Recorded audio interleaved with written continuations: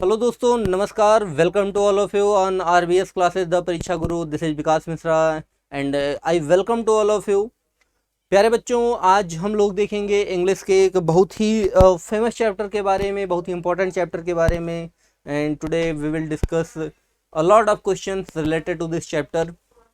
और ये जो चैप्टर है आपका, प्यारे मित्रों, इस चैप्टर का नाम है प्रोनाउन। क्या नाम है इसका? प्रोनाउन नाम है इस चैप्टर का। बहुत ही प्यारे प्यारे क्वेश्चंस हैं, बहुत ही इंपॉर्टेंट क्वेश्चंस हैं। वो सारे क्वेश्चन जो आपके एग्जाम के पॉइंट ऑफ व्यू से इंपॉर्टेंट है। We will discuss all the questions with good capacity. चलिए देखना स्टार्ट करते हैं। फिर विदाउट वेस्टिंग और टाइम एक एक क्वेश्चन को हम लोग डिस्कस करेंगे डिटेल में। कॉन्सेप्ट क्या है, उससे रिलेटेड क्वेश्चंस और क्या बन सकते हैं, कैसे सॉल्व करेंगे एग्जाम में उन सारे क्वेश्चंस को। We will discuss everything. चलिए डिस्कस करना स्टार्ट करते हैं। And here is the first question. प्यारे मित्रों, ये पहला क्वेश्चन आपके सामने लिखा हुआ है। फिल इन द ब्लैंक्स का क्वेश्चन है। लिखा हुआ this book is mine and this is blank. ठीक है, तो देखिए क्या कह रहा है कि दिस बुक इज माइन, यह किताब मेरी है। दिस बुक सब्जेक्ट है, इज वर्ब है और इधर माइन लिखा हुआ है। और ये जो माइन है ये भी यहाँ पे प्रोनाउन है। ठीक है, एंड और दैट इज। अब कह रहा है यह किताब मेरी है और वह। अब इसमें देखो सब में यू से रिलेटेड ऑप्शन दिए हुए हैं ना, तो इसका मतलब यू आपकी है, ऐसा कहा जाना है इस बुक में। क्लियर? ओ मतलब क्वेश्चन में। चलिए देखते हैं।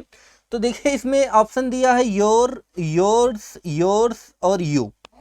चलो थोड़ा डिटेल में देख लेते हैं। देखिए प्यारे मित्रों, जब भी हम बात करते हैं प्रोनाउन की, किसकी बात करते हैं? प्रोनाउन की। जब भी हम कहीं बात करते हैं तो देखो प्रोनाउन के अलग अलग फॉर्म्स होते हैं। कौन कौन से? जैसे सब्जेक्टिव फॉर्म, ऑब्जेक्टिव फॉर्म, एक पॉजेसिव प्रोनाउन होता है और एक पॉजेसिव एडजेक्टिव होता है।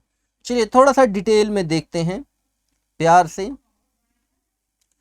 देखिए जो लिखे हैं मैंने कुछ वर्ड आपके सामने। जैसे अब इसमें दो चीजों की बात की है। इधर माइन लिखा हुआ है, देखो आप लोग ना। तो ये जो माइन लिखा हुआ है, ये यहाँ पे सब्जेक्ट आई अगर होता है तो इसका ऑब्जेक्ट मी होता है।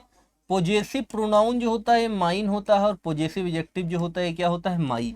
ये आई के अलग अलग फॉर्म्स हैं। ठीक है, ऐसे में बात कर लेता हूँ यू का। देखो चूंकि यहाँ यू से रिलेटेड ऑप्शन लिखे हैं तो यू का ऑब्जेक्ट भी सेम होता है यू।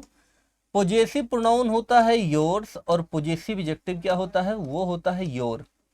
तो इसके भी ये चार फॉर्म्स होते हैं।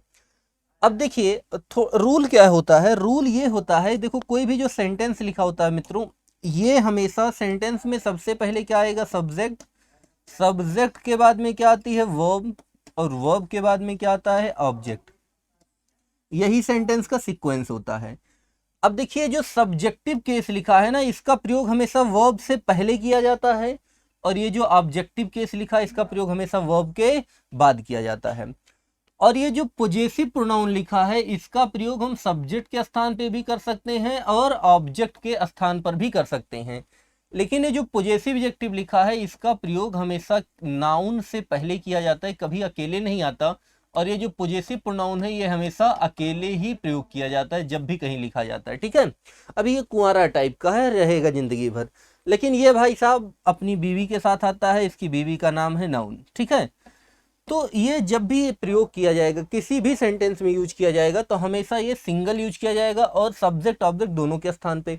अब देखो एंड लिखा है, एंड क्या है यहाँ पे? कंजंक्शन हो गया। अब दैट सब्जेक्ट हो गया, इज वर्ब हो गई। अब देखो वर्ब के बाद में कौन कौन सा केस आएगा?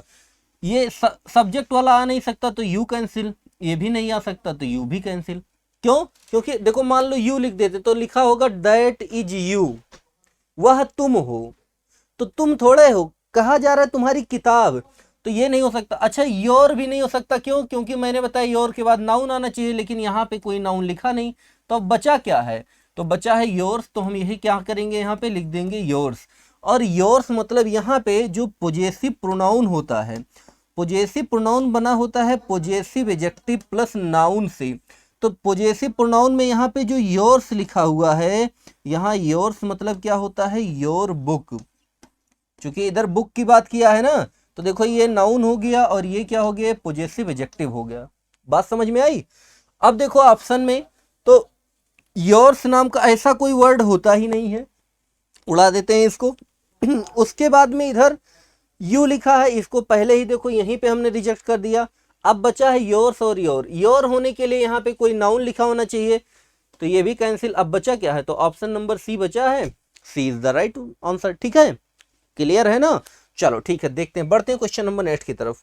चलो एक आध क्वेश्चन और ऐसे देख लो, जैसे मान लीजिए हमने कहा कि, चलो थोड़ा स्लाइड हटा के लिख देते हैं। हमने इधर लिखा हिज,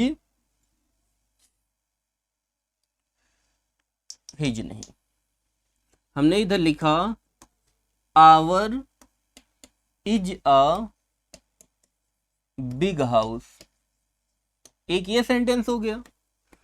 और दूसरा हमने लिखा hours house is very big,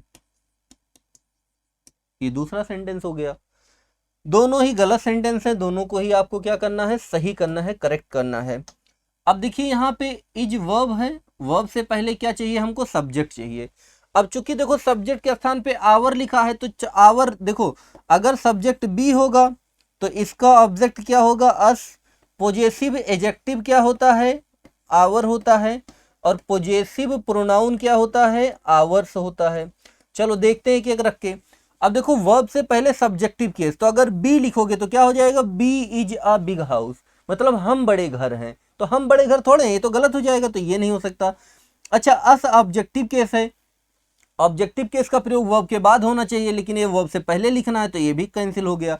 अब बचा क्या, आवर और आवर्स। अब देखो मैंने बताया आवर पोजेसिव एडजेक्टिव है, और पोजेसिव एडजेक्टिव के बाद हमेशा क्या लिखा हुआ होना चाहिए, नाउन लिखा होना चाहिए।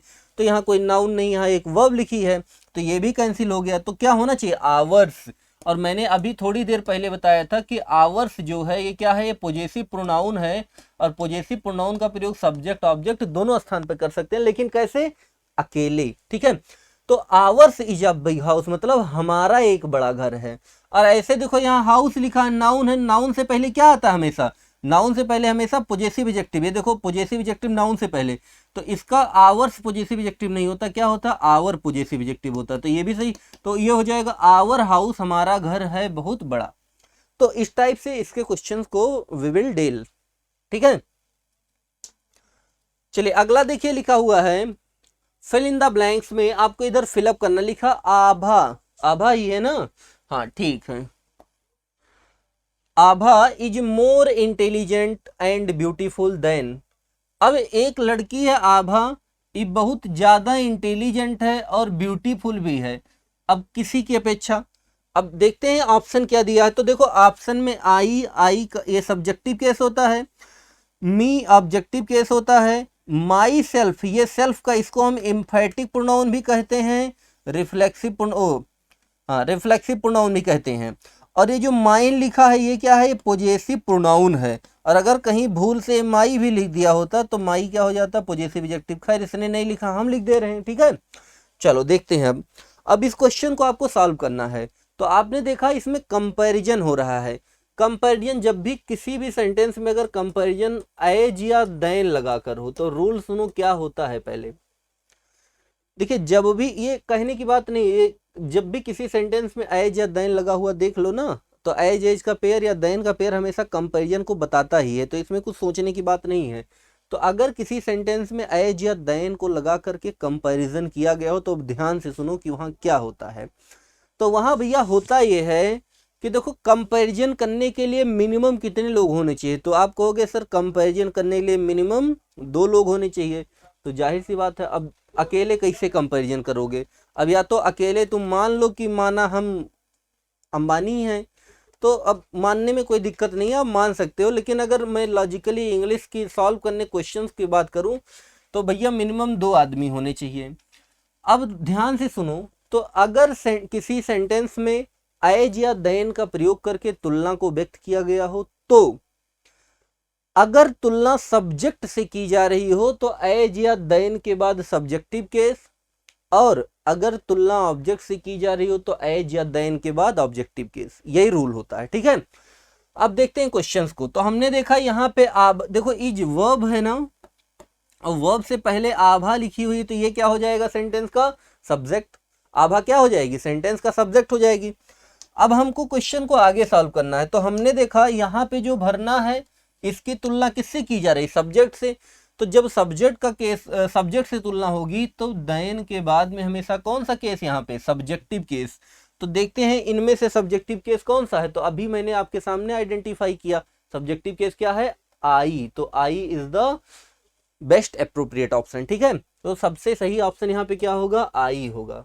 बात समझ में आई बात समझ में आई ठीक है। चलिए देखते हैं एक आध दो क्वेश्चन और। देखिए एक क्वेश्चन हमने लिखा Rabi is as tall as I/me, ये सेंटेंस हमने लिख दिया। अब देखिए क्या लिखा रबी है और जब भी किसी सेंटेंस में ऐसे लिखा हो एज एज लिखा हो तब इसकी हिंदी मीनिंग निकलती है इतना या फिर जितना, ऐसे हिंदी मीनिंग निकलेगी। ठीक है तो देखो मीनिंग क्या निकल रही रबी है इतना लंबा जितना कि मैं, मतलब रबी इतना लंबा है जितना कि मैं। अब देखो इसमें भी तुलना की जा रही है ना, तो किसके किसके बीच, एक रबी के बीच में तुलना की जा रही है और एक मेरे बीच में तुलना की जा रही है। तो मेरी तुलना रबी से की जा रही है और रबी सेंटेंस का क्या है सब्जेक्ट है। तो जब भी किसी सेंटेंस में तुलना सब्जेक्ट से हो तो एज या देन के बाद यहाँ एज लिखा तो इसके बाद कौन सा केस हमको चाहिए, तो हमेशा यहाँ हमें सब्जेक्टिव केस चाहिए। तो आई हो जाएगा, यहाँ पे मी को हम कैंसिल कर देंगे।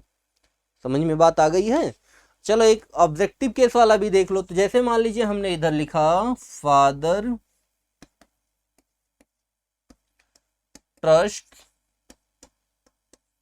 You more than I/me।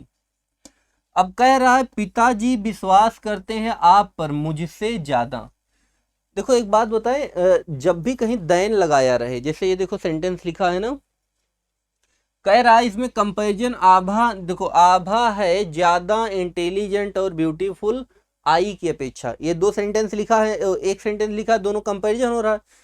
तो आप लोग ये समझते हो या मैक्सिमम बच्चे ये समझते हैं कि इसका मतलब ये है कि जो आभा है वो आई से ज्यादा ब्यूटीफुल है और ज्यादा इंटेलिजेंट है। इसका मतलब आभा बहुत ज्यादा ब्यूटीफुल है, बहुत ज्यादा इंटेलिजेंट है, और आई क्या है ये बेवकूफ है और वो क्या नाम है ब्यूटीफुल भी नहीं। नहीं ऐसा नहीं है। जब भी हम ये कहते हैं किसी भी सेंटेंस में कि Mohan is more intelligent then Tom, अगर कहीं भी ऐसे लिखा हो, अब मान लो यहाँ पे तो दो क्वालिटी लिखे तो कोई बात नहीं, लेकिन अगर ऐसे लिखा हो Mohan is more intelligent then Tom तो इसका मतलब मोहन है ज्यादा बुद्धिमान टॉम के अपेक्षा, मतलब मोहन टॉम के अपेक्षा ज्यादा बुद्धिमान है। अगर ऐसा सेंटेंस लिखा हो तो इसका मतलब ये नहीं होता कि मोहन बुद्धिमान है और टॉम बेवकूफ है। नहीं भैया, इसकी मीनिंग ऐसी नहीं है। इसकी जो ओरिजिनल मीनिंग है वो ये होती है कि मोहन भी इंटेलिजेंट है, टॉम भी इंटेलिजेंट है, लेकिन मोहन टॉम से ज्यादा इंटेलिजेंट है। तो वही यहाँ भी लिखा है कि मोहन जो आभा है वो भी इंटेलिजेंट ब्यूटीफुल है और आई भी इंटेलिजेंट ब्यूटीफुल है, लेकिन जो आभा है वो आई से ज्यादा इंटेलिजेंट और ब्यूटीफुल है। इसका वास्तविक मीनिंग यही होता है। चलो बढ़ते हैं आगे।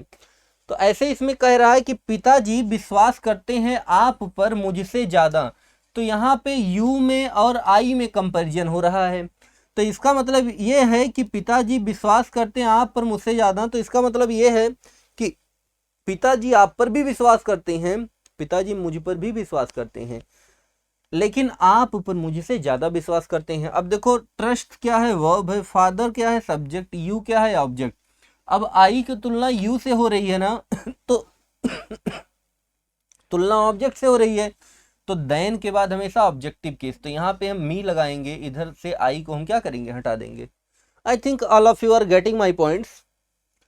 सो चलते हैं क्वेश्चन नंबर नेक्स्ट की तरफ। देखिए क्वेश्चन नंबर जो नेक्स्ट है हमारा वो ये लिखा हुआ है फिल इन द ब्लैंक्स का क्वेश्चन है, और इसमें लिखा हुआ है it is blank who was severely punished. देखो सीवियरली मतलब होता है गंभीरता से, क्या होता है गंभीरता से या ज्यादा। ठीक है तो कह रहा है इट इज, अब देखो इधर ही, हिज, ही, मतलब कुल मिला के ही वाला सब ऑप्शन लिखा, मतलब वह की बात करेगा। तो इट इज ऐसे मान लेते हैं कि वह ही है जो वाज सिवियरली पनिश्ड, जो कि बहुत ज्यादा क्या किया गया है, पनिश्ड किया गया है, बहुत ज्यादा सजा दी गई है उसको। तो अब रूल सुनो क्या होता है। देखो यहाँ पे एक वर्ड लिखा हुआ है हु। क्या लिखा हुआ है हु। देखो ये चार शब्द होते हैं। एक वर्ड होता है सबसे पहले समझो तो रिलेटिव प्रोनाउन, फिर चारों पे आते हैं। वर्ड कौन सा होता है प्यारे मित्रों, तो ये वर्ड होता है रिलेटिव प्रोनाउन। क्या वर्ड होता है, रिलेटिव प्रोनाउन। ये संख्या में चार होते हैं। संख्या में कितने होते हैं, तो भैया ये संख्या में चार होते हैं। कौन कौन से होते हैं, हु, होम, व्हिच और दैट। ये जो चारों शब्द लिखे हैं इनको हम क्या कहते हैं, रिलेटिव प्रोनाउन। अब देखिए अभी मैं बात करने वाला हूँ हु के बारे में। तो देखो अगर किसी भी सेंटेंस में हु लिखा हो तो इसका दो तरीके से प्रयोग किया जाता है। एक तो अभी आपको बताया कि एक प्रयोग होता है रिलेटिव प्रोनाउन का, हु का रिलेटिव प्रोनाउन के रूप में, और दूसरा इसका प्रयोग होता है इंट्रोगेटिव प्रोनाउन के रूप में। तो अब समझो बात इसमें क्या है, कैसे इसको सॉल्व करेंगे। तो देखिए अगर किसी सेंटेंस में हु का प्रयोग पहली तो बात ये आती है, जैसे मान लीजिए ये सेंटेंस दिया मैं आपसे पूछ लूं कि बताओ इसमें ये हु का प्रयोग इंट्रोगेटिव है कि रिलेटिव है, तो पहचानोगे कैसे। तो सबसे पहले मैं आइडेंटिफिकेशन को ही बताऊंगा। तो भैया अभी तक का जो सबसे सरल आइडेंटिफिकेशन है वो यही है कि अगर सेंटेंस के लास्ट में फुल स्टॉप लगा हुआ दिख जाए तो समझ जाओ हु क्या है, रिलेटिव प्रोनाउन। और सेंटेंस के लास्ट में क्वेश्चन मार्क लगा हुआ दिख जाए तो समझ जाओ क्या है, इंट्रोगेटिव प्रोनाउन। बहुत ही तगड़ी ट्रिक होती है ये। क्या होती है, बहुत ही जबरदस्त ट्रिक होती है। मतलब बस देख के आप बिना सेंटेंस को पढ़े, बिना उसकी हिंदी में अर्थ निकाले, बिना टेंस जाने, कुछ करना नहीं है, बस ऐसे सेंटेंस देखा तुरंत बता दोगे देख के।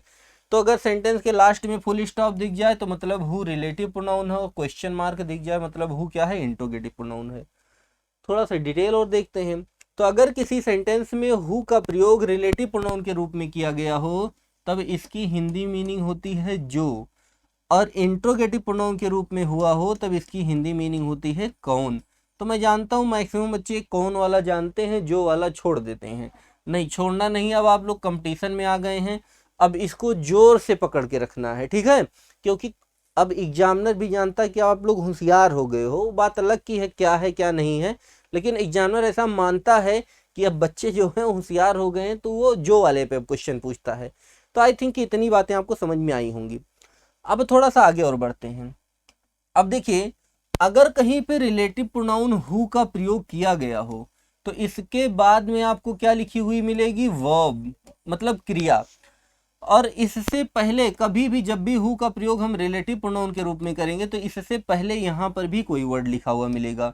तो रिलेटिव प्रोनाउन में यहाँ जो वर्ड लिखा हुआ मिलेगा हु से पहले, इसको हम कहते हैं एंटीसीडेंट। इसको हम क्या कहते हैं, एंटीसीडेंट। और इसकी हिंदी होती है पूर्व पद। क्या होती है, पूर्व पद, मतलब हु से जस्ट पहले आने वाला वर्ड।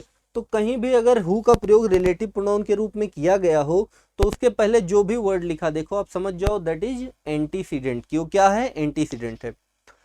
तो रूल ये होता है कि रिलेटिव प्रोनाउन हु से पहले आने वाला वर्ड एंटीसीडेंट कहलाता है, और रिलेटिव प्रोनाउन हु के बाद में आने वाली जो वर्ब होती है ये हमेशा एंटीसीडेंट के अनुसार प्रयोग की जाती है।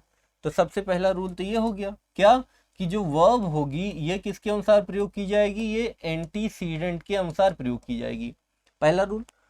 और दूसरा रूल ये है कि हु से पहले यहाँ पे एंटीसीडेंट जो कुछ भी लिखा जाएगा वो हमेशा सब्जेक्टिव केस में होना चाहिए। किसके केस में होना चाहिए, सब्जेक्टिव केस में होना चाहिए। क्यों, तो ये भी समझो। देखो सेंटेंस का स्ट्रक्चर जो होता है उसमें सबसे पहले आता है सब्जेक्ट, सब्जेक्ट के बाद में क्या आती है, वर्ब, और वर्ब के बाद में क्या आता है, ऑब्जेक्ट। तो भैया ये जो वर्ब होती है इसका प्रयोग हमेशा किसके अनुसार करते हैं, सब्जेक्ट के अनुसार। तो अब यहाँ भी वर्ब है तो इसका प्रयोग अगर हम एंटीसीडेंट के अनुसार करेंगे तो ये जो अपना एंटीसीडेंट है ये इसके लिए तो ये सब्जेक्ट का काम करेगा ना। तो जब सब्जेक्ट का काम करेगा तो भैया सब्जेक्ट के स्थान पे हमेशा सब्जेक्टिव केस लिखा जाना जरूरी है, कभी भी ऑब्जेक्टिव केस नहीं लिखते हैं। आओ क्वेश्चन पे पहुंचते हैं। अब देखिए जो क्वेश्चन लिखा हुआ है, लिखा इट इज ब्लैंक। अब देखो हु लिखा, हु रिलेटिव प्रोनाउन है ना। अब रिलेटिव प्रोनाउन के बाद देखो वर्ब लिखी हुई मिल गई है, और इससे पहले यहाँ पर जो कुछ आएगा इसी को हम क्या कहेंगे, एंटीसीडेंट। इसको हम क्या कहेंगे, एंटीसीडेंट। और ये जो एंटीसीडेंट है, मैं अब देखो ये इसी के अनुसार ये वर्ब आएगी, तो वर्ब का प्रयोग हमेशा सब्जेक्ट के अनुसार होता है, तो इधर हम क्या लिखेंगे, सब्जेक्टिव केस। तो देख लेते हैं इनमें से सब्जेक्टिव केस कौन सा है, तो इसमें सब्जेक्टिव केस सी वाला है, तो हम यहाँ पे क्या लिख देंगे, ही। तो हो जाएगा इट इज ही, वह ही है, हु जो वाज सिवियरली, बहुत बुरी तरह से पनिश किया गया था, जिसको सजा दी गई थी। ठीक है, आई होप कि all of you are getting. ठीक है, चलिए देखते हैं क्वेश्चन नंबर नेक्स्ट पे। And here is the question number next. अब देखिए जो क्वेश्चन नंबर नेक्स्ट लिखा है, लिखा this is the only thing blank I want. चलिए देखते हैं। देखिए यहाँ पे 4 ऑप्शन बनाए हैं, एज, व्हिच, हुज, दैट और नो वर्ड लिखा है। चलो चारों के बारे में पहले हम लोग थोड़ा सा जान लेते हैं। देखो यहाँ पे एज तो आया है, तो एज का प्रयोग हम कंजंक्शन के रूप में करते हैं, बट यहाँ पे एज का कोई यूज नहीं दिख रहा है, तो ये यहाँ से कहानी कैंसिल है। व्हिच का प्रयोग अगर रिलेटिव प्रोनाउन के रूप में हो, तो इसका प्रयोग हमेशा हम किसके लिए करते हैं, थिंग्स मतलब वस्तुओं के लिए, या फिर एनिमल्स। अगला लिखा हुज। हुज का प्रयोग हमेशा किसको दिखाता है, ओनरशिप को दिखाता है। किसको दिखाता है, ओनरशिप, मतलब कि मालिक कौन है, इस चीज को बताता है। और एक वर्ड लगा है दैट। अब देखिए यहाँ पे अगर दैट का प्रयोग करना है, तो यहाँ पे एक ये क्लॉज हो गया, एक ये क्लॉज हो गया, ये क्लॉज नंबर 1 हो गया, और ये क्लॉज नंबर 2 हो गया। अब आप कहोगे सर ये नया वर्ड कहाँ से इधर ले आए, ये क्लॉज क्या होता है, हमको नहीं पता है। तो कोई बात नहीं, हम है ना बता रहे हैं, आई विल टेल यू। देखिए जैसे मान लीजिए एक सेंटेंस हमने लिखा रोहन वेंट टू स्कूल। एक ये सेंटेंस हमने लिखा। अगला हमने लिखा Rohan went to school and solved the questions. फिर एक सेंटेंस में और लिखूंगा, और इसमें हमने लिखा Rohan went to school and solved the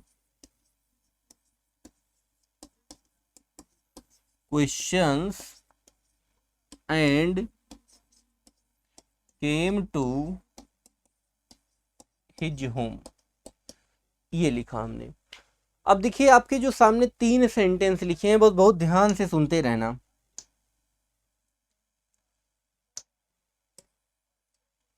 हाँ, ये देखिए जो आपके सामने 3 सेंटेंस लिखे हैं, ये देखो एक ये हो गया, एक दूसरा, एक ये तीसरा हो जाएगा। अब ये जो तीनों सेंटेंस लिखे हैं, सबसे पहले मैं इन सब के बारे में बात करता हूँ। देखिए अगर मैं आपसे पूछूंगा कि पहले वाले में कितने सेंटेंस लिखे हैं, तो आप लोगों में से मैक्सिमम बताएंगे सर 1 सेंटेंस है। फिर मैं पूछूंगा भैया ये जो दूसरा वाला है इसमें कितने सेंटेंस लिखे हैं, तो आपसे मैक्सिमम बच्चे बताएंगे सर इसमें 2 सेंटेंस लिखे हैं। और मैं पूछूंगा ये तीसरे वाले में कितना है, तो बताएंगे मैक्सिमम बच्चे कि सर तीसरा वाला है इसलिए इसमें 3 सेंटेंस लिखे हुए हैं। ठीक है, मैक्सिमम बच्चे यही बताते हैं। तो चलिए आज आपकी ये कन्फ्यूजन मैं दूर करता हूँ, और देखते हैं कि कैसे हम सेंटेंस आइडेंटिफाई करते हैं। तो कितना भी बड़ा पैसेज लिखा हो, कितना भी बड़ा पैराग्राफ लिखा हो, और अगर आपसे कोई पूछ ले कि सर इसमें कितने सेंटेंस लिखे हैं, तो आज तक की सबसे तगड़ी ट्रिक आपको बताने जा रहा हूँ। कुछ नहीं करना है, एकदम सिंपल है। बस ये सेंटेंस देखते ही तुम जान जाओगे इसमें कितने सेंटेंस है, ये पैसेज देखते ही जान जाओ कितने सेंटेंस है। और ये मेरा वादा है कि तुम जिंदगी में भूल नहीं सकते हो, बच्चों को भी पढ़ाओगे। कैसे, जितने फुल स्टॉप उतने सेंटेंस। लो हो गया काम ना, एक फुल स्टॉप एक सेंटेंस, दो इसमें भी एक ही फुल स्टॉप, इसमें भी एक ही सेंटेंस, और इसमें भी एक ही फुल स्टॉप, इसमें भी कितने, एक ही सेंटेंस। आई बात समझ में। तो भैया जितने फुल स्टॉप उतने सेंटेंस। तो हमने देखा तीनों में एक एक फुल स्टॉप लगे हैं, तो तीनों में एक एक सेंटेंस है। फिर आप कहोगे नहीं सर जी, फिर ये जो छोटा छोटा इसके जो बच्चे हैं ये सब कौन है, ये सब भी तो सेंटेंस हैं। तो प्यारे बच्चों यही जो छोटे छोटे इसके बच्चे हैं ना ये क्लॉज हैं। ये क्या है, यही क्लॉज हैं। तो देखो इसमें ये क्लॉज नंबर 1, इसमें ये क्लॉज नंबर 2, इसमें ये क्या हो गया, ये क्लॉज नंबर 1, इसमें ये क्लॉज नंबर 2 और इसमें ये क्या हो जाएगा, क्लॉज नंबर 3। तो ये जो छोटे छोटे पार्ट है इन्हीं को हम क्या कहते हैं, क्लॉज। क्लॉज मीन्स होता है उपवाक्य। तो अगर 3 क्लॉज हैं तो ये क्लॉज 3 होंगे, सेंटेंस एक ही होगा। ऐसे इसमें देखिए 2 क्लॉज हैं तो इसमें भी सेंटेंस एक ही है। लेकिन आप देखिए इसमें एक ही क्लॉज है ना, तो प्यारे बच्चों क्लॉज कभी एक नहीं होता। अगर एक ही क्लॉज है ऐसे तब वो क्लॉज नहीं होता, वो क्या होता है, सेंटेंस होता है। जैसे यहाँ से लेकर के और यहाँ तक ये पूरा सेंटेंस एक ही है लेकिन क्लॉज 2 हैं। ऐसे यहाँ से लेकर के और यहाँ तक ये पूरा सेंटेंस एक ही है लेकिन क्लॉज 3 है। ठीक है, तो क्लॉज उपवाक्य होता है। जैसे सेंटेंस में सब्जेक्ट आती है, फिर वर्ब आता है, फिर ऑब्जेक्ट आता है, ऐसे क्लॉज में भी सब्जेक्ट आती है, फिर वर्ब आता है, फिर ऑब्जेक्ट। लेकिन ये जो क्लॉज है पूरी पूरी मीनिंग नहीं देते, बट अपने आप में एक सार्थक मीनिंग देते हैं। ठीक है, चलिए बढ़ते हैं। अब आशा करता हूँ कि अब आपको क्लॉज पता चल गया होगा। तो ऐसे ही देखो इसमें भी एक क्लॉज है, देखो ये सब्जेक्ट है, ये वर्ब है और ये पूरा का पूरा पार्ट ऑब्जेक्ट मान लो। ऐसे ही यहाँ पे इस ये हो गया सब्जेक्ट, ये हो गई वर्ब। अब ऑब्जेक्ट नहीं दिया तो कोई दिक्कत नहीं। तो यहाँ पे भी हमको एक रिलेटिव क्लॉज जोड़ने, रिलेटिव प्रोनाउन जोड़ना है जो इन दोनों को रिलेट करे। अब सुनो ध्यान से। तो रूल ये होता है कि अगर किसी सेंटेंस में all, none, the same, the only, anything, something, nothing, anybody, somebody, nobody, anyone, someone, no one। ठीक है, इसके अलावा ordinal number and superlative degrees, and superlative degrees, इनमें से अगर किसी का भी प्रयोग आपको दिख जाए किसी सेंटेंस में, कहाँ पे, फुल स्टॉप से, फिल इन द ब्लैंक से पहले, तो वहां पे हम जहां भी फिल इन द ब्लैंक्स करना होता है वहां हमेशा रिलेटिव प्रोनाउन दैट आती है। तो देखिए यहाँ द ओनली लिखा हुआ मिल गया ना, तो अब यहाँ पे हमेशा क्या लगेगा, इसीलिए दैट। तो हो जाएगा this is the only thing, या वही चीज है जो आई वांट, या क्यों, यह वही केवल चीज है जिस जो मैं चाहता था। ठीक है, जो मैं चाहता हूँ। चलिए बढ़ते हैं आगे। अच्छा थोड़ा सा एक चीज और देख लो, बाकी सारी मीनिंग तो पता होगी, आप थोड़ा सा कंफ्यूज हो गए सर ये ऑर्डिनल नंबर क्या है, तो जान लो यहीं पे लगे हाथ इसको भी पता कर लो। तो देखो ये जो ऑर्डिनल नंबर होते हैं मित्रों ये क्या है, ऑर्डर को बताते हैं। और ऑर्डर मीन्स क्या होता है, आदेश नहीं, क्रम को बताते हैं। और क्रम कैसे बताया जाता है, ऐसे फर्स्ट, सेकेंड, थर्ड, ऐसे ही ऑर्डर बताया जाता है ना। तो इन्हीं नंबर्स को हम क्या कहते हैं, ऑर्डिनल नंबर कहते हैं। क्लियर है, चलिए बढ़ते हैं क्वेश्चन नंबर अगले पे। देखिए जो अपना क्वेश्चन नंबर नेक्स्ट है इसमें कह रहा है फिल इन द ब्लैंक्स है, they enjoyed blank during the vacation. अब देखो एंजॉय एक ऐसा वर्ड है कि अगर एंजॉय ये शब्द कहीं लिखा हो और इसके बाद में ऑब्जेक्ट ना दिया गया हो, क्या ना दिया गया हो, ऑब्जेक्ट ना दिया गया हो, तो यहाँ पे हमेशा हम एक रिफ्लेक्सिव प्रोनाउन, इस ऑब्जेक्ट के स्थान पे किसका प्रयोग करते हैं, रिफ्लेक्सिव प्रोनाउन का प्रयोग करते हैं। और रिफ्लेक्सिव प्रोनाउन क्या होता है, तो ऐसे वर्ड्स जिसके लास्ट में सेल्फ लगा हो या सेल्फ लगा हो, इन्हीं को हम क्या बोलते हैं, रिफ्लेक्सिव प्रोनाउन। और इनका प्रयोग हमेशा हम किसके अनुसार करते हैं, सब्जेक्ट के अनुसार। तो देखो दे लिखा सब्जेक्ट ना, तो दे के अनुसार देम सेल्फ होगा, तो यहाँ पे ऑप्शन नंबर बी। तो उन्होंने इंजॉय किया अपने आप को ड्यूरिंग द वेकेशन, मतलब उन्होंने खुद से इंजॉय किया वेकेशन के दौरान, ठीक है, छुट्टी के दौरान। And here is the question number next लिखा है, दे एंजॉयड ब्लैंक, फिर से वही नेक्स्ट में आ गया। खैर कोई बात नहीं है, हाँ मिठाई 2 बार मिले तो कोई छोड़ता थोड़े है, एक बार छेना मिला फिर एक छेना और खाया जाएगा। चलो बढ़ते हैं आगे। नेक्स्ट देखिए लिखा है, there was none blank did not enjoy the show. अब देखो फिर यहाँ पे मिल गया नन लिखा हुआ ना, अब नन अगर मिल गया है तो नन से हम आपको मिला देते हैं। तो इधर देखिए आइए यहाँ मिलते हैं, ये देखो लिखा हुआ है नन ना, और मैंने अभी बताया कि नन कहीं लिखा हुआ दिख जाए तो इसके बाद रिलेटिव प्रोनाउन दैट का यूज करेंगे हमेशा। चलो आ जाते हैं दैट वाले भाई साहब, कहाँ उछल रहे हैं, ये आपके सामने। तो देयर वाज नन, अब देखो कहीं लिखा है इनमें कहीं दैट, तो एक ऑप्शन सी में देखो लिखा हुआ मिल गया, चुपचाप मार के दैट लगा के आगे बढ़ो, और जैसे ही दैट लगाओगे तैसे आपका क्वेश्चन सही हो जाएगा। अब देखिए लिखा देयर वाज नन, कोई नहीं है दैट जो did not enjoy the show, मतलब ऐसा कोई है ही नहीं जिसने शो को एंजॉय ना किया हो। बात सही है, ठीक है, अच्छी बात है। As you are enjoying the video. अगला देखिए लिखा है you are the only person. अब देखो फिर इन भाई साहब से फिर यही मुलाकात हो गई, अभी जा ही रहे थे रास्ते में फिर मिल गए द ओनली, फिर देखो मिल गया द ओनली, और अभी फिर से यहाँ पे फिर आपको मिला देते हैं द ओनली से। ये देखो इधर ही मैंने बताया कि अगर कहीं के द ओनली भी लिखा हुआ मिल जाए तो उसके बाद भी क्या लगाओगे, तो उसके बाद भी भैया बिना सोचे समझे बिना कुछ मेहनत किए वहां सीधा दैट लगाओगे। तो अब सोचना नहीं है, इसमें ऑप्शन कौन सा सही हो जाएगा, option number D, D is the right option. तो हम यहाँ सीधा क्या लगा देंगे, दैट। तो लिखा है you are the only person, तुम अकेले ऐसे व्यक्ति हो जो कैन हेल्प हिम, जो कि उसकी मदद कर सकता है, in the hour of need, जरूरत के समय। सही बात है, ठीक है, अच्छी बात है। बढ़ते हैं आगे। लिखा है राखी, हम सोचे राक्षसी लिखा हुआ है, ठीक है, देखिए लिखा है राखी इज द गर्ल, वही मैं सोचे इतना खतरनाक नाम। तो Rakhi is the girl blank has failed. अब ये राखी जो है वही लड़की है जो फेल हो गई। आओ क्वेश्चन को डिस्कस करना पड़ेगा, करते हैं। तो देखिए यहाँ पे I want to attract your attention here. ये देखिए इधर मैंने आपसे कुछ डिस्कस किया था, तो मैंने यहाँ 4 शब्दों के बारे में बताया था, हु, होम, व्हिच और दैट। देखो भैया इनको रिलेटिव प्रोनाउन हम चारों को कहते हैं, और हु और हुम का प्रयोग किया जाता है व्यक्ति को बताने के लिए, पर्सन को बताने के लिए। व्हिच का प्रयोग किया जाता है किसके लिए, थिंग्स को बताने के लिए, एंड एनिमल्स को बताने के लिए। और दैट का प्रयोग कहाँ किया जाता है, वो पूरा खर्रा अभी लिखा दिया आपको, all, none, some, anything, something, nothing, anything, someone, no one, anyone, somebody, nobody, anybody, the same, the only. तो वो सब दिख जाए तो सीधा दैट लगाते हैं, कुछ सोचते नहीं हैं।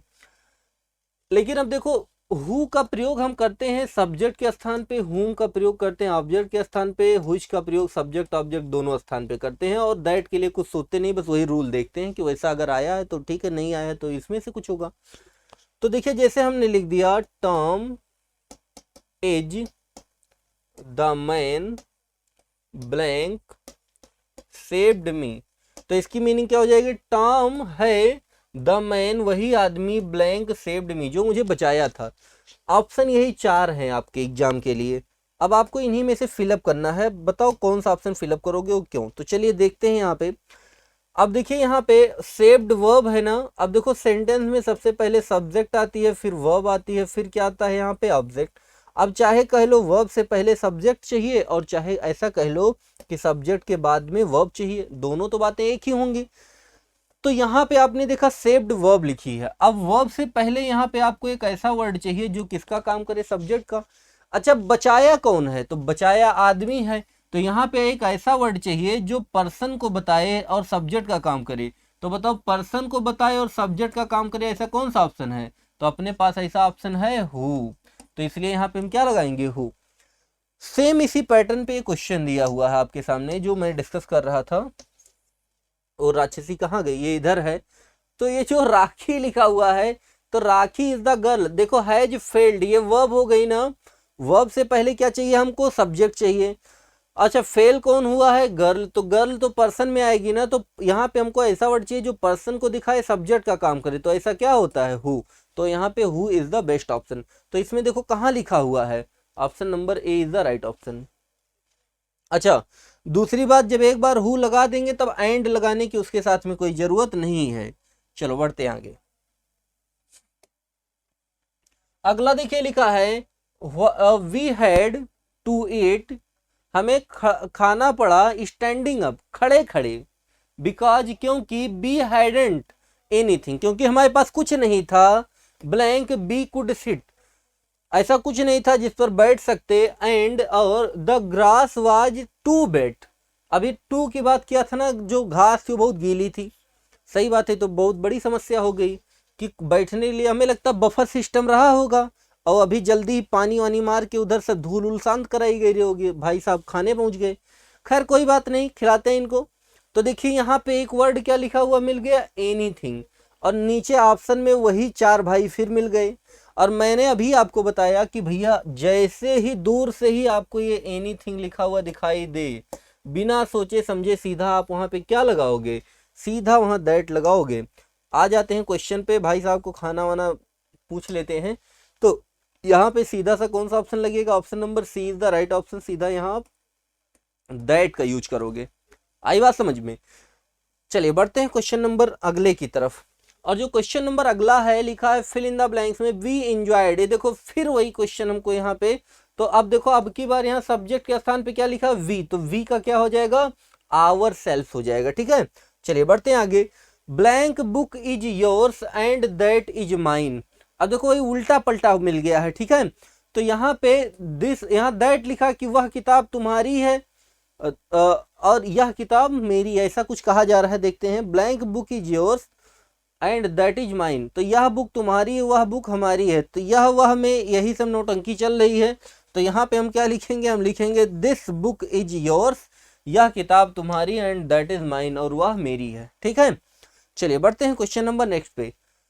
अगला देखिए, आप कहोगे सर जी इट भी तो लगा सकते थे, क्यों नहीं लगाया आपने, तो सुनो क्यों नहीं लगाया। देखो इट जो है सब्जेक्टिव केस है, पॉजेसिव एडजेक्टिव नहीं है, और यहाँ पे एक नाउन लिखा है बुक, और बुक से पहले हमको क्या चाहिए, यहाँ एडजेक्टिव चाहिए। तो ये जो दिस दैट होते हैं, अगर इन्हीं का प्रयोग हम नाउन से पहले करें तो इन्हीं को एडजेक्टिव कहते हैं। So that's why option number C is the right option. चलिए अगला देखिए, लिखा है एरर फाइंड आउट करना है, चलो करते हैं फाइंड आउट एरर। चलिए देखिए इसमें लिखा हुआ है each one of us, each one of us, हम में से प्रत्येक, गोज टू परचेज, खरीदने गया, क्या आइटम्स, भाई आइटम खरीदने गया है। ठीक है, purchase items for our own use, सुनो इसको, तो हम में से प्रत्येक बंदा आइटम खरीदने गया था अपने यूज के लिए, खुद के प्रयोग के लिए। चलो ठीक है, अब इतना ही पर्सनल था तो क्या बताएं, जरूरत थी, बट चलिए सॉल्व करते हैं। तो देखिए अगर किसी सेंटेंस की शुरुआत ईच ऑफ एवरी लिख दे रहा हूं, each of every one of, either of, neither of, none of, इनमें से किसी से भी हो, तो इसके बाद में जो वर्ब आती है वो सिंगुलर होती है, और इसके साथ साथ जो भी इधर पॉजेसिव एडजेक्टिव आएगा, मतलब नाउन से पहले पॉजेसिव एडजेक्टिव आता है ना, ये हमेशा सब्जेक्ट के अनुसार आएगा, और ये भी हमेशा सिंगुलर माना जाएगा। तो देखिए लिखा ईच वन ऑफ अस, अब देखो अस मतलब बी का ऑब्जेक्टिव केस अस लिखा है, तो अस अगर हम कहें वी हम, तो हम कहने से इसमें जेंडर क्लियर नहीं हो रहा कि मेल है हम कि फीमेल हैं। अच्छा हम तो मेल ही हैं, लेकिन ऐसा इधर कहने पे नहीं पता चल रहा है। ठीक है, तो यहाँ पे वी से जेंडर क्लियर नहीं हो रहा है, और जब जेंडर क्लियर ना हो तो सिंगुलर के केस में हमेशा ही मानते हैं, तो ही के अनुसार यहाँ आवर नहीं, यहाँ पे क्या हो जाएगा, हिज। और देखो वर्ब सिंगुलर ऑलरेडी लगी है, क्योंकि वर्ब की जो फर्स्ट फॉर्म होती है क्या होती है, प्लूरल होती है, और जब भी हम वर्ब की फर्स्ट फॉर्म में यस या ईएस को ऐड कर देते हैं then it will become singular. तो यहाँ पे यही एरर थी, तो option number 4 is the right option, मतलब चौथे वाले पार्ट में गलती है। बढ़ते हैं क्वेश्चन नंबर नेक्स्ट पे, लिखा द पर्सन व्हिच वाज, अब देख लो यही, देखते ही यहाँ पे मिल गई आपको एरर। देखो यहाँ पे वाज वर्ब है ना, वर्ब से पहले व्हिच लिखा है रिलेटिव प्रोनाउन। अब देखो द पर्सन, अब वर्ब से पहले क्या चाहिए, सब्जेक्ट चाहिए, और यहाँ पर्सन ये व्यक्ति है ही ऑलरेडी, तो सब्जेक्ट के जो बताए और पर्सन के लिए उसके लिए व्हिच का प्रयोग नहीं, क्या हु का प्रयोग होगा, तो हो जाएगा the person who was recommended, व्यक्ति जिसको रिकमेंड किया गया था किसके लिए, फॉर द पोजीशन, उस पोस्ट के लिए, did not fulfil the prescribed qualification, मतलब जिस व्यक्ति को आपने किसी पोजीशन के लिए रखा हुआ है वो जितनी क्वालिफिकेशन होनी चाहिए वो है नहीं। खैर कोई बात नहीं, रख लेते हैं। अगला देखिए नेक्स्ट लिखा हुआ है यहाँ पे, why did people get so much annoyed, लोग इतना ज्यादा क्यों एनॉयड हो जाते हैं, इतना ज्यादा क्यों परेशान हो जाते हैं, even at little provocation. Provocation मतलब होता है उस्कावा, उस्काना, ठीक है। तो देखिए छींक आने वाली है, चलिए कंट्रोल हो गई है। चलिए देखिए इधर लिखा हुआ है, why did people get so much annoyed, लोग इतना ज्यादा क्यों एनॉयड हो जाते हैं, क्यों परेशान हो जाते हैं, इवन एट लिटिल प्रोवोकेशन, मतलब ना के बराबर भी उस्कावा है तब भी बता दिए, कहे तुम्हें ऐसा कह रहे थे, कहे हाँ गोली चलेगी आज, तो वही चीज कहा जा रहा है। आगे लिखा is a matter of investigation, कि लोग इतने ज्यादा क्यों भड़क जा रहे हैं, ये किसका मैटर है, ये तो जांच पड़ताल का विषय है। अब आज सरकार बन जाए फिर जांच पड़ताल इस पे करवाई जाएगी, क्यों, जो भी सरकार बने लेकिन जांच जरूर होना चाहिए, लोग इतना जल्दी ऐसा भड़क काहे जाते हैं, सही बात कही जा रही है सेंटेंस में। सो चलिए अपने से क्या मतलब, अपने को तो इसमें एक गलती खोज के निकाल देनी है, अपना इन्वेस्टिगेशन वही पूरा हो जाएगा। चलो निकालते हैं। तो लिखा why did people get so much annoyed, लोग इतना ज्यादा क्यों गुस्सा हो जाते हैं, इवन एट लिटिल प्रोवोकेशन, ना के बराबर के उस्कावे पे। और आगे लिखा हुआ है is a matter of investigation. अच्छा ये एक चीज अगर आप थोड़ा सा ध्यान दे रहे हो तो इसमें आपको एक चीज ये मिल रही होगी, देखो लास्ट में यहाँ पे फुल स्टॉप लगा है ना, और शुरुआत किससे हो रही हो, व्हाई से। तो भैया अगर किसी सेंटेंस में कभी भी क्वेश्चन वर्ड से शुरुआत हो और लास्ट में अगर फुल स्टॉप लगा हो तो इसका मतलब ये जो सेंटेंस लिखा है ये इंट्रोगेटिव नहीं है, ये क्या है, इंट्रोगेटिव नहीं है। और जब भी कोई सेंटेंस इंट्रोगेटिव में होता है तो उसमें सबसे पहले क्वेश्चन वर्ड, क्वेश्चन वर्ड के बाद हेल्पिंग वर्ब, हेल्पिंग वर्ब के बाद सब्जेक्ट, सब्जेक्ट के बाद मेन वर्ब, और आगे सारी दुनियादारी, और लास्ट में ऐसे घंटी लगी रहेगी। तो ये होता है कभी भी कोई भी क्वेश्चन जो इंट्रोगेटिव। लेकिन अगर कोई क्वेश्चन इंट्रोगेटिव नहीं है तो उसमें हेल्पिंग वर्ब कभी भी सब्जेक्ट से पहले नहीं आती है। तो यहाँ फुल स्टॉप लगा, इसका मतलब सेंटेंस इंट्रोगेटिव नहीं है। तो इसमें इसका मतलब ये हुआ कि यहाँ पे जो पीपल लिखा है सब्जेक्ट, ये डिड जो है इसके पहले नहीं होना चाहिए, तो यहाँ पे हम डिड को हटा देंगे। तो गलती कहाँ पे है, गलती फर्स्ट वाले पार्ट में है। क्लियर है। चलिए बढ़ते हैं क्वेश्चन नंबर अगले की तरफ।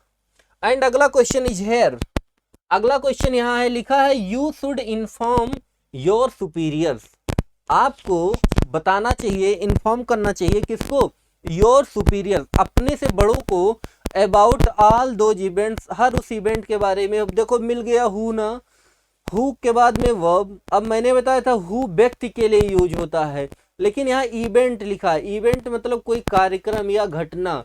तो अब घटना कोई व्यक्ति थोड़े होती है, ये तो थिंग्स में आएगा ना।